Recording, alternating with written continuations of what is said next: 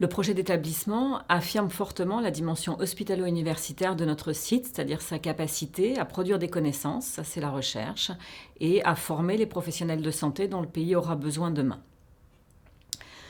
En ce qui concerne la recherche, il est extrêmement important pour produire de nouvelles connaissances, mais aussi pour les appliquer rapidement à de nouvelles thérapeutiques pour le patient, qu'il y ait une bonne articulation entre les équipes de recherche des laboratoires de recherche et les équipes hospitalières.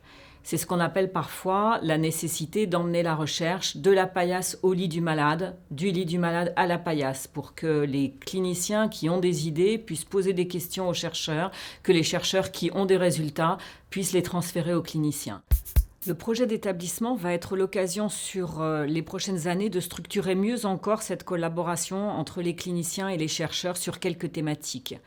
C'est le cas d'abord dans le champ de la leucémie aiguë, où notre CHU a été lauréat d'un appel à projet pour la création de départements hospitalo-universitaires.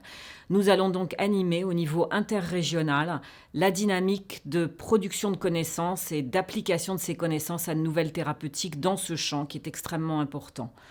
Nous allons également regrouper nos forces autour d'un deuxième axe de recherche qui est celui des maladies vasculaires. Là aussi, les cliniciens, les chercheurs vont collaborer pour développer de nouvelles propositions thérapeutiques, mais aussi de nouvelles propositions d'organisation des soins, avec par exemple une plus large proportion d'activités réalisées en ambulatoire.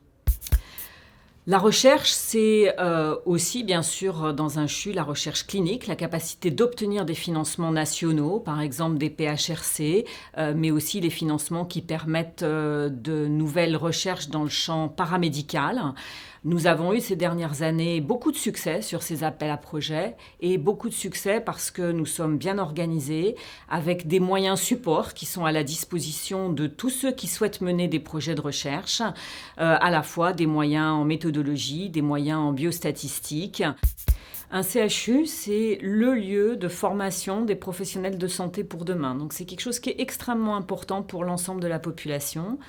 Les professionnels de santé, c'est les médecins, les pharmaciens, les sages-femmes, tous les professionnels paramédicaux, les infirmiers, les kinésithérapeutes, j'en oublie forcément dans la liste. Et quiconque se promène dans les services de notre CHU les voit effectivement peuplés d'étudiants qui sont là pour leur formation pratique, parce que toutes ces formations, elles ont en commun qu'elles ont un morceau de formation théorique fait à l'université ou dans les écoles, et nécessairement une formation pratique. Cette formation pratique, aujourd'hui, elle est d'un excellent niveau à Angers. Et par exemple, en ce qui concerne la formation des internes, des futurs médecins, un classement récent, largement repris par la presse nationale, classe Angers en 2e position nationale, juste derrière le CHU de Lille, et en première position dans l'interrégion. Ça traduit l'attention que tous les professionnels dans notre CHU ont à transmettre leur savoir, à permettre aux jeunes de progresser. Ça traduit aussi le fait qu'un certain nombre de moyens ont été développés pour des formations au goût du jour, au goût du XXIe siècle, par exemple des formations en simulation. Aujourd'hui, les jeunes internes en chirurgie qui arrivent à Angers commencent par une semaine de formation au centre de simulation pour apprendre les techniques de base et être immédiatement opérationnels dans les services où ils vont faire leur premier stage. De nombreux efforts ont aussi été faits en collaboration entre la faculté de médecine, le CHU, les écoles paramédicales du CHU pour développer des formations pluriprofessionnelles. On sait que c'est très important que les étudiants apprennent à travailler ensemble.